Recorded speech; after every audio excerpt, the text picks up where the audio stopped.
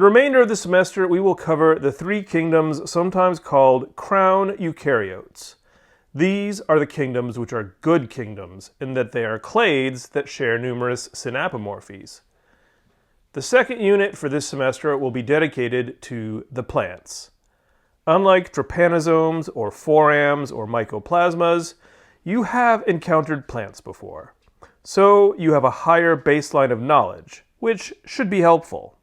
In this first lecture, I will introduce you to the plants, formally describing the synapomorphies of the kingdom, and then I will describe the most plesiomorphic lineages of plants, the non-vascular phyla. We have 4 learning objectives to work towards, and there they are. Pause to read. Plants are derived from within the green algae. The green algae, Phylum Chlorophyta, are paraphyletic. Within the green algae are a subordinate clade known as Charophyta, which is thought to be the lineage from which land plants diverged. While charophytes may be unicellular or colonial, land plants are truly multicellular with differentiation into tissues. Like the other Archaeplastida, plants are photoautotrophic thanks to chloroplasts, with just a handful of exceptions that have clearly lost their chloroplasts apomorphically. Plants have heteromorphic alternation of generations.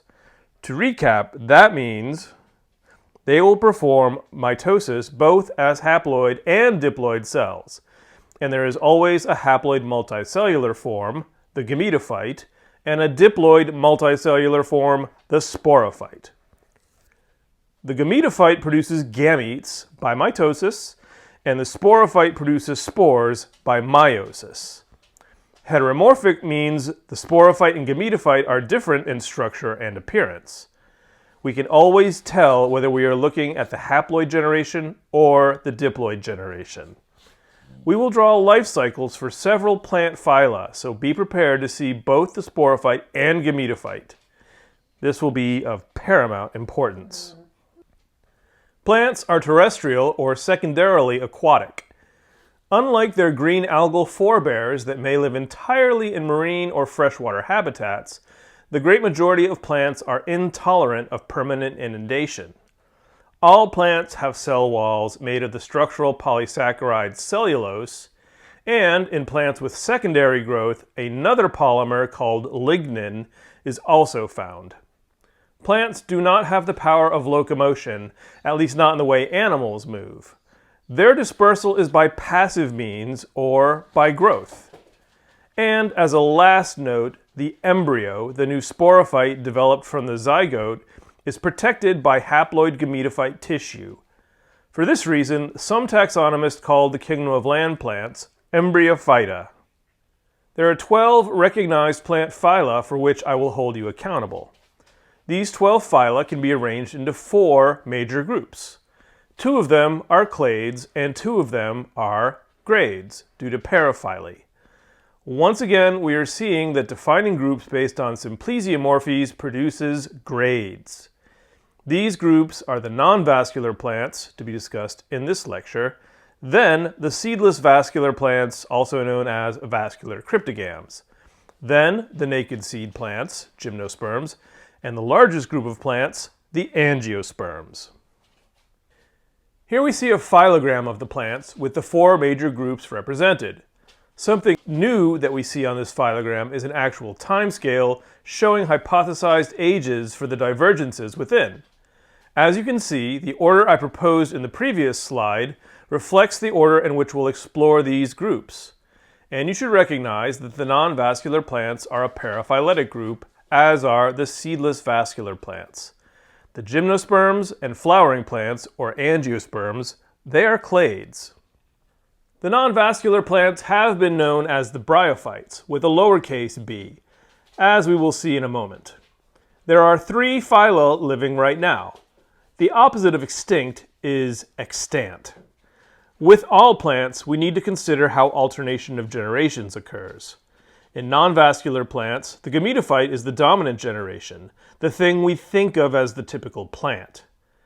The gamete-producing plants require water for sperm to swim to the eggs, and this means these plants are typically found in moist habitats, though not always. Because non-vascular plants are dependent on water from the environment, they are small plants compared to the other groups that we will see. The three phyla of non-vascular plants are shown here. Similar to many algal phyla that we saw tucked in amongst the protist, all plant phyla end in the suffix phyta, which means plant in Greek. Bryophyta is the phylum of true mosses, which begs the question, are there false mosses? Moss impersonators? And the answer is sort of. There are a few organisms with common names that include moss that are not mosses at all. For example, Spanish moss is commonly found growing on oak trees further south. Spanish moss is a flowering plant. Irish moss is a red alga and the source of carrageenan. Reindeer moss is a lichen, which we will discuss with the fungi. This is a problem encountered frequently with common names that scientific names try to resolve. The majority of the extant diversity of non-vascular plants is within the Bryophyta, so the non-vascular phyla have been collectively called bryophytes by some. Like protists and prokaryotes, you should recognize that the first letter is lowercase. In other words, Bryophyta, with an A at the end, describes a monophyletic taxon of plants. Bryophytes, with an E, usually means all non-vascular plants, including the other two phyla. Is that confusing?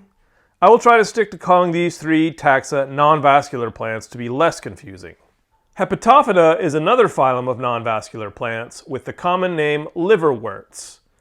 Wort is an Old English word that simply means plant. And once upon a time, someone thought these lobed plants look like liver, though I don't see the resemblance, and the name has stuck, both in the common name and the scientific name for the phylum, which means liver plant. Hepato, as in hepatitis, which is a disease primarily affecting the liver. Anthocerophyta are called hornworts for reasons that will be apparent when I show you some pictures.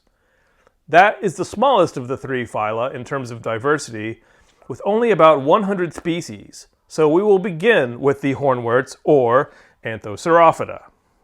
You can be forgiven if you have never seen a hornwort before. Most people haven't, or haven't noticed them even if you spend a lot of time outdoors. I have only seen this plant in nature on one occasion because someone else showed it to me. But that was here in our Davis Arboretum. So that may convince you that these plants are not so much rare as they are frequently overlooked. The name Anthocerophyta means flower horn plant, though these plants do not produce flowers. Flowers are something we won't see until the end of this unit. The body, or thallus, of the gametophyte looks like a green sheet, very much like a sheet of green algae. The sporophyte is what gives these strange small plants their name.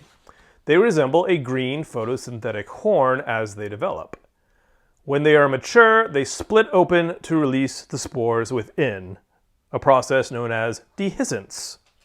Here we see hornworts. The vertical structures are the sporophytes, which are growing out of the algal-like gametophytes, which are not very easy to see in this photo. So next photo, please. Thank you. In this photo, hopefully it's a bit more clear that we're looking at the horn-like sporophytes growing from the alga-like gametophytes. I also emphasized something we will see in all plants. Sporophytes are diploid and gametophytes are haploid. In all non-vascular plants, the sporophytes are dependent on the gametophytes. Moving on to phylum 2 of non-vascular plants, Hepatophyta. Liverworts are recognizable as distinct from other non-vascular plants thanks to their dichotomously branching gametophytes. Dichotomous means splitting into two equal size parts or lobes, and that's happening in the photo on the right there. Many liverworts can reproduce asexually, with the gametophyte producing a cluster of tissue called a gemma, produced in a cup-like structure called a gemma cup. But not all asexual reproduction. Gametophytes are there for making gametes. Plants are oogamous, which, to remind you, means their gametes are larger immobile eggs and much smaller motile sperm. So we call structures associated with egg production female and sperm production male, though these designations are the product of convergent evolution in plants. Sperm are produced in the antheridia, which in liverworts are contained within antheridiophores. The antheridia are microscopic, but the antheridiophores are large enough to see with only a little bit of squinting. The eggs are produced within archegonia, which are on archegoniophores, where the same rule applies. When sperm meets egg, a zygote is formed, and that zygote is diploid, of course, and will divide by mitosis to form the sporophyte generation. The sporophyte in liverworts is microscopic, hidden under the lobes of the archegoniophore. But if you took a tiny look through a microscope, you would see a structure called a foot that attaches to the gametophyte, and a capsule which contains the sporogenous cells that undergo meiosis to produce the spores. When mature, each spore possesses a structure called an elater. The elater opens up and functions like a parachute to catch tiny air currents and also to help anchor the spore when it reaches the ground rather than rolling around. This cartoon shows the stages I described in the previous slide, and, time permitting, I will draw this life cycle in class as well. The archegoniophores look like tiny palm trees, with the archegonia found under the lobes at the apex, or top. The antheridiophores look more like tiny serving trays, or maybe umbrellas, with the antheridia on top. Notice that the sperm in plants don't look like animal sperm. They are flagellated, but not in the familiar tiny tadpole way that you have probably seen before. Here's another look at the archegoniophores on the left and the antheridiophores on the right. One more time, here's another view of the life cycle of a liverwort.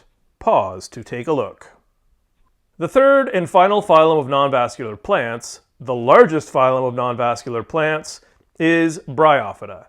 These are the mosses. There are a number of terms here that we will draw, and I will show you in the next slide.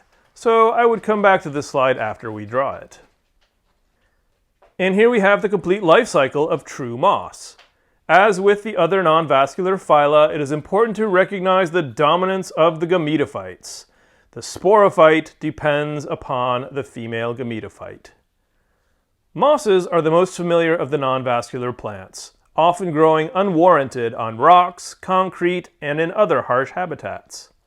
In this slide, we can see a few features of the mosses: the gametophytes, a sporophyte capsule with an operculum, and on the lower right here, some antheridia within splash cups. Here, growing on a deck, a cluster of mosses with emergent sporophytes.